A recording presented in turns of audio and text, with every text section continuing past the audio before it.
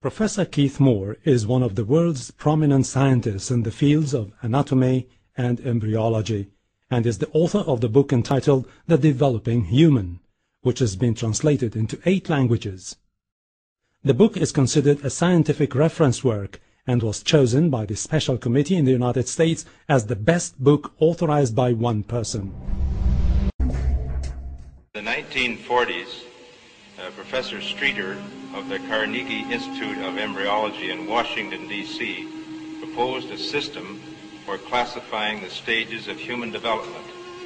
His system arranged human embryos in 23 numbered stages based on their differences in appearance. The Carnegie system of classification was used around the world until the 1970s, when a more refined system was proposed by Dr. Ronan O'Reilly of the Carnegie Institute of Embryology, now in San Diego, California. Intensive studies of the Quran and Hadith in the last 4 years have revealed a system for classifying human embryos that is amazing, since it was recorded in the 7th century A.D. Although Aristotle, the founder of the science of embryology, realized that chick embryos developed in stages from his studies of hen's eggs in the 4th century B.C., he did not give any details about these stages.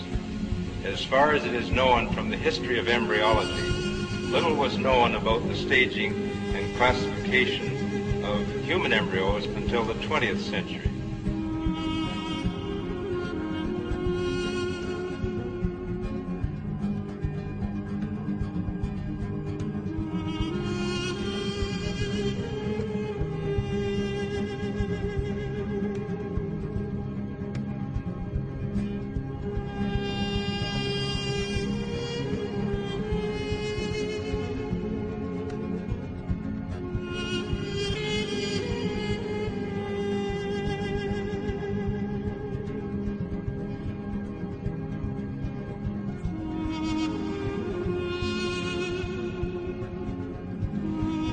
First stage is adapt, and you'll have to apologize my pronunciation.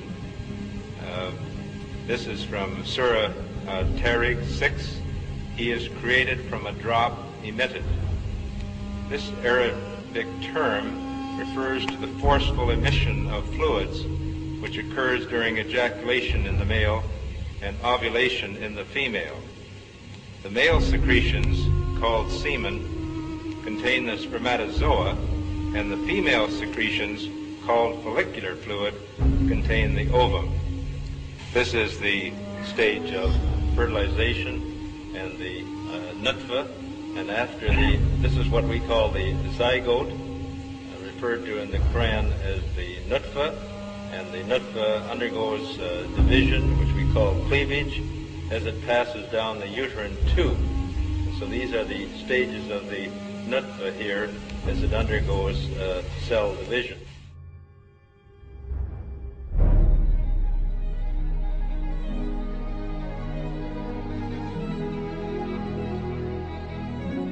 Another important aspect of the information mentioned in the verses of the Quran is the developmental stages of a human in the mother's womb. It is stated in the verses that in the mother's womb, first the bones develop, and then the muscles form which wrap around these bones.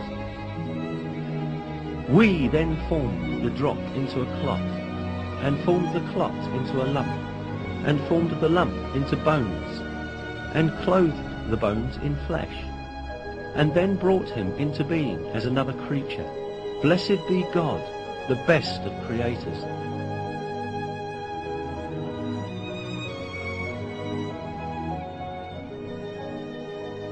Embryology is a branch of science that studies the development of embryos in the mother's womb. Until very recently, embryologists assumed that the bones and muscles in an embryo developed at the same time. For this reason, for a long time, some people claimed that these verses were in conflict with science. Yet, advanced microscopic research conducted by virtue of new technological developments has revealed that the revelation of the Quran is word by word correct. These examinations at the microscopic level showed that the development inside the mother's womb takes place in just the way it is described in the verses. Obviously, life begins at the moment of fertilization when a single sperm fuses with an ovum to form a one-celled embryo or zygote. At this moment, the ultimate character of that new individual is decided. The Quran recorded these facts 1400 years ago.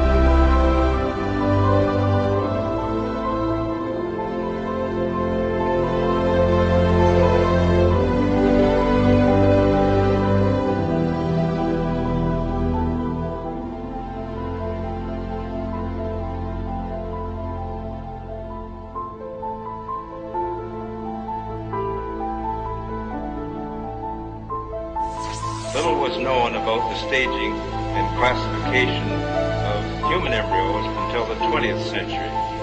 For this reason, the descriptions of the human embryo in the Quran cannot be based on scientific knowledge in the 7th century. The only reasonable conclusion is that these descriptions were revealed to Muhammad from God, from God, from God, from God.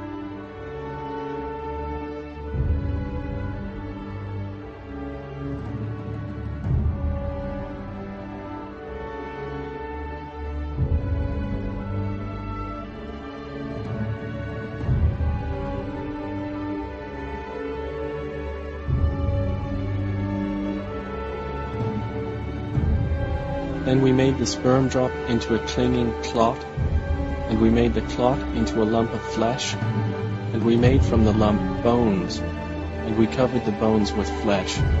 Then we developed him into another creation. So blessed is Allah, the best of creators.